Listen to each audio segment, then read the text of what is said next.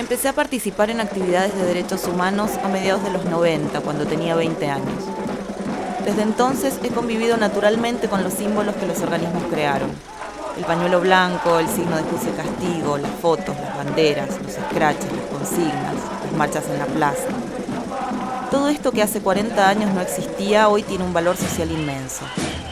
Y además de ser la materialización del reclamo de justicia que llevó más de 30 años, muestra el ingenio y la creatividad que tuvieron los familiares para organizarse y hacerse escuchar en medio de la tragedia. La historia de la lucha de los organismos podría contarse a partir de la creación y el sostenimiento de estos símbolos.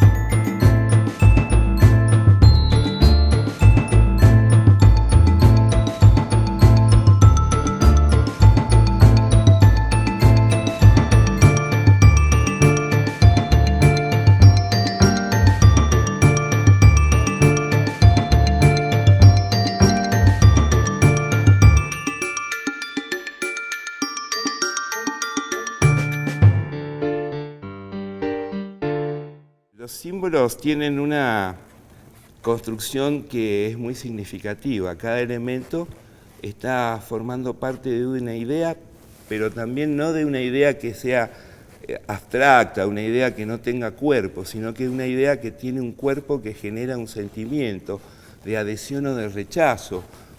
En la lucha de los derechos humanos, yo entiendo que ha sido una larga lucha construyendo símbolos con un primer fuerte propósito de tratar de hacer visible lo que le estaba pasando a un grupo de personas.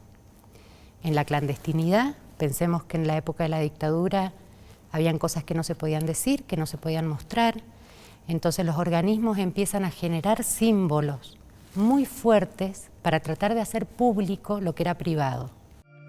Hace poco tiempo me enteré de que las madres, en sus primeros tiempos de organización, sin medios de difusión para reclamar, empezaron a escribir lo que les pasaba en billetes y los ponían a circular.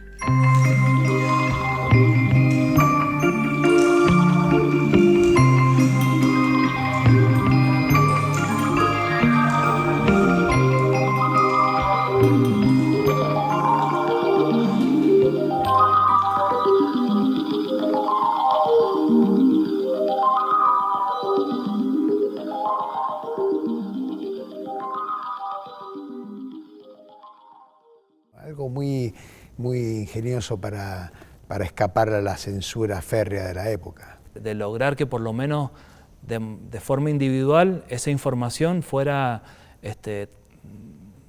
comunicándose y por lo menos despertando alguna advertencia, incomodando a algunos.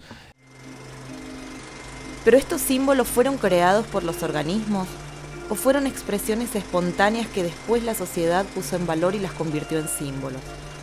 ¿Sabían las madres que estaban haciendo historia?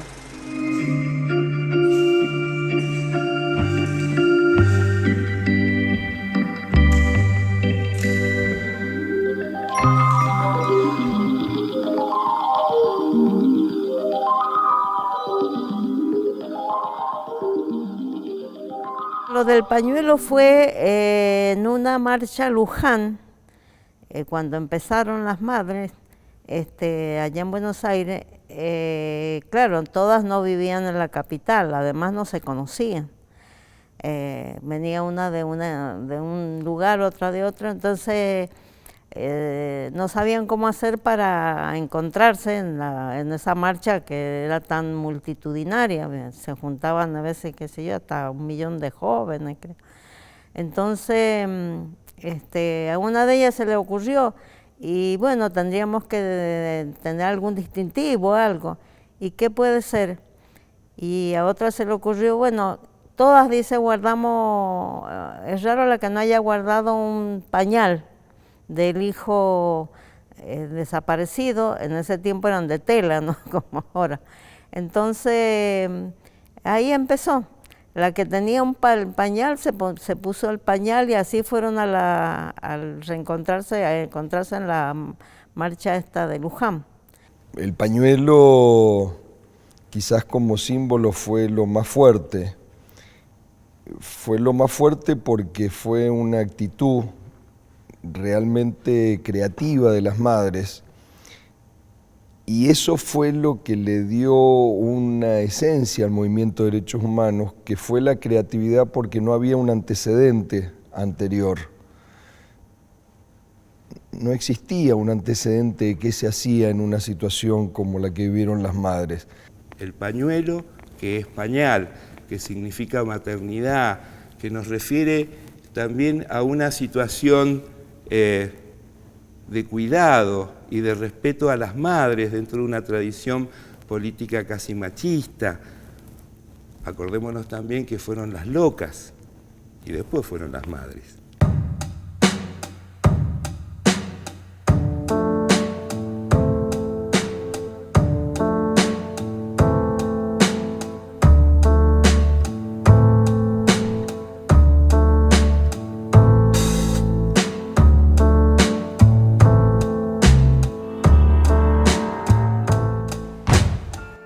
Durante la década del 90, los hijos de los detenidos desaparecidos crecieron, son jóvenes y escapan a la desidia juvenil de la época.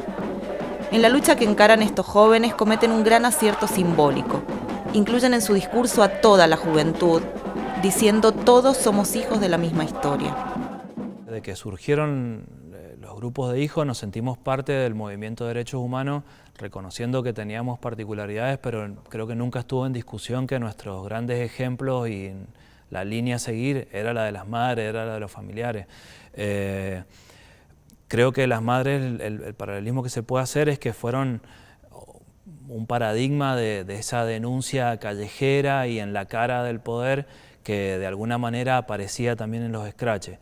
Sí me parece que hubo, a nivel de lo novedoso, si se quiere, una manera de manifestarse vinculada a la represión o en relación con la represión y sobre todo, bueno, encabezando con la bandera de hijos, digamos, que rompía un poco con algo que también andaba dando vuelta durante mucho tiempo, que era la idea, por ejemplo, de marchas del silencio o de marchas en las que se llevaban velas y quedaban puestas las velas. O sea, había una cuestión inevitablemente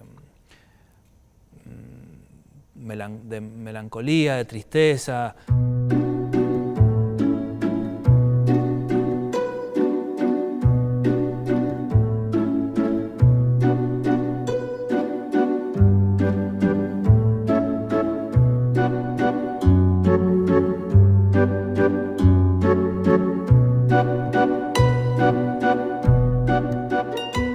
Nosotros hicimos lo que teníamos que hacer, porque con lo que nos había pasado, nos secuestran un hijo de la noche a la mañana, una criatura sana y que trabajaba y que estudiaban, que al otro día ya no lo tenga más, es algo terrible.